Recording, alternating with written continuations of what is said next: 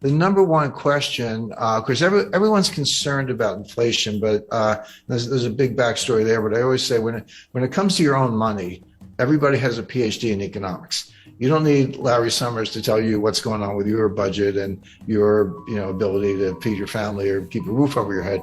So people get inflation. It's one of the reasons it's so politically toxic is because it's unavoidable. You can't fudge it. You can't spin it. It's like, hey, if I used to fill up my Ford F-150 truck for $50 and now it's $125, A, you get it. It's right in your face. And B, that's $75 that you don't have to take your spouse out to dinner, buy a new jacket or whatever.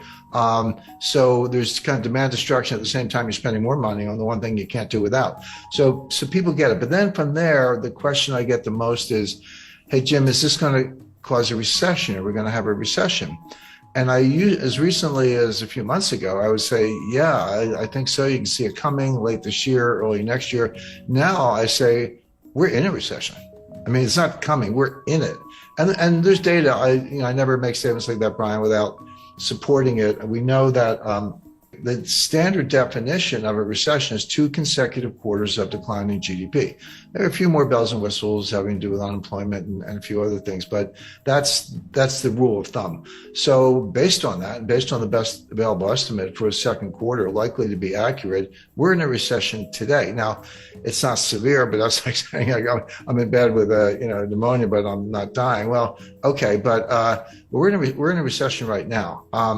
There's a lot of whistling past the graveyard. I mean, the stock market is still greatly overpriced. There's still the buy the dips mentality hasn't gone away. It's still there. You got people like Jim Cramer yelling, buy Netflix or whatever. There's institutional support. There's momentum trading. Of course, 95% of the trading is by robots. So you got to reverse engineer the 27-year-olds from Bangladesh who don't get out much. They're the ones really writing these algorithms. I mean, brilliant engineers, but you'd have to show them around Wall Street.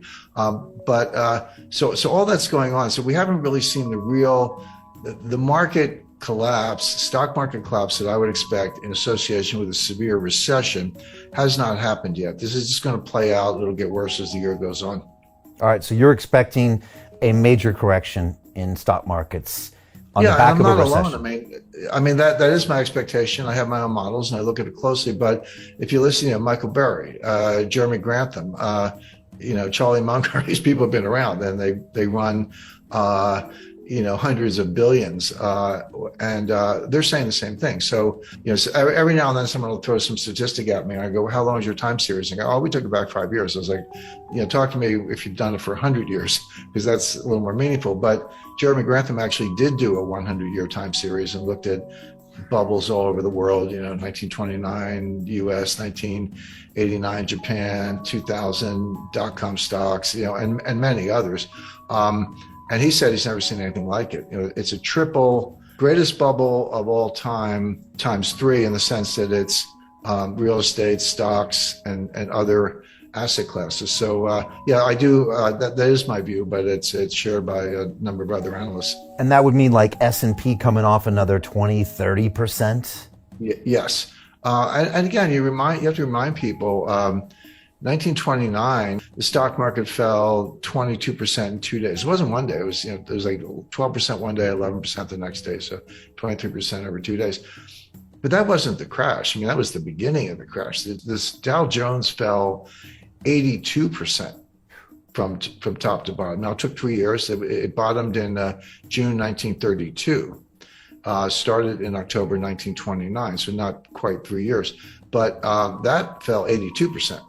And that happens. So yeah, we're down, NASDAQ's down, bounced back a little bit in recent days, down close to 30%, down the S&P down over 20%. We're in bear market territory, but that's just the beginning. That's not what a full bear market, market adjustment looks like in the face of the kind of recession that I expect.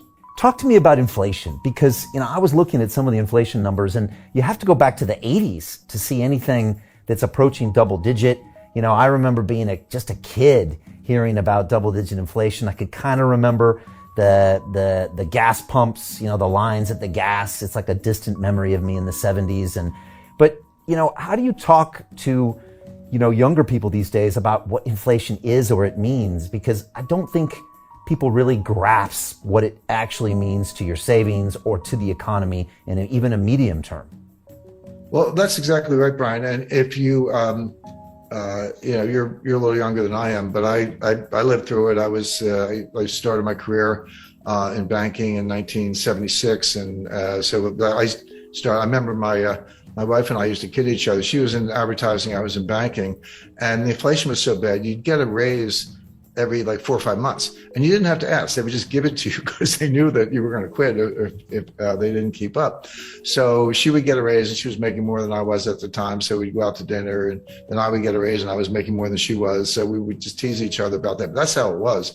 And the psychology was, if you needed a TV set or refrigerator, new car, whatever, you say, I better buy it now because the price is going to be higher. If I wait a month or 2 months, the price is going to run away from me. So it had huge behavioral effects. Of course, gold was, going to the moon. There was a lot going on at the time. But Brian, you're right when you say we're putting up inflation numbers today that are the highest in 40 years. That is correct.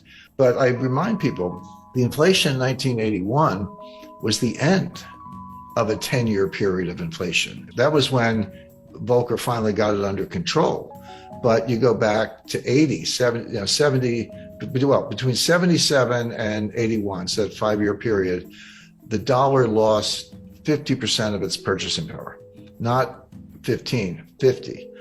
So the question is this the beginning of an inflationary surge where it's going to get even worse and it is going to last 5 years? Or is it different than that? But keep that in mind, because the situation we're in today is very different from the 1970s, and I'll explain why. But let's explain why right now, because in the 70s, it was triggered from the supply side with first the Arab oil embargo in 1973 as a result of the 1973 Arab-Israeli war, and then the price tripled, but it went from like $2 to $6. Okay. But percentage terms, that's a huge jump, but it was still $6. And then it got to 12. And then in 1979, you had a second oil embargo because of Iran and the Ayatollah and the revolution and the hostages and all that. And then it went from kind of 12 to 20. So oil went up by a factor of 10 in the course of the late 70s because of those two different embargoes. So that's coming from the supply side. But what happened was, the other source of inflation is on the demand side. So you have what's called cost push inflation. That's where supplies choked off, or there's an embargo, or there's a shortage, natural disaster, a lot of things. It's coming from the supply side, and demand is inelastic, so you just pay up or kind of do without. But the demand side is much more psychological. That's called demand pull inflation. That's when consumers behave the way I described, and as I say, I lived through the 70s, where hey, I better buy it today, I better buy it now. You're pulling all this demand forward and bidding up prices because you're worried that it's going to get even worse. So as that applies to today, we are starting with the cost push inflation, mainly the price of energy, but the price of food is a big factor, and of course they're related. It's like, here's the energy, here's the food. Where do you think the food comes from? To get the food, you got to feed the pigs and cows. What do you feed them? You feed them corn. How do you get corn? Well, you grow it on a farm. You need nitrogen fertilizer. You need diesel in your tractors.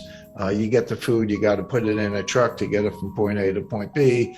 That requires diesel. The higher the diesel price, the higher the cost of food because you're moving it by truck, et cetera. So these things, as I say, are linked. But food prices are going up substantially, and the two things you can't do without are gas in the car and food. So you have that cost push inflation. We're not quite at the stage where it's demand pull. We're not quite at the stage where individual consumers are behaving the way I described in the 1970s, saying, "Hey, better spend the money fast because it's losing value."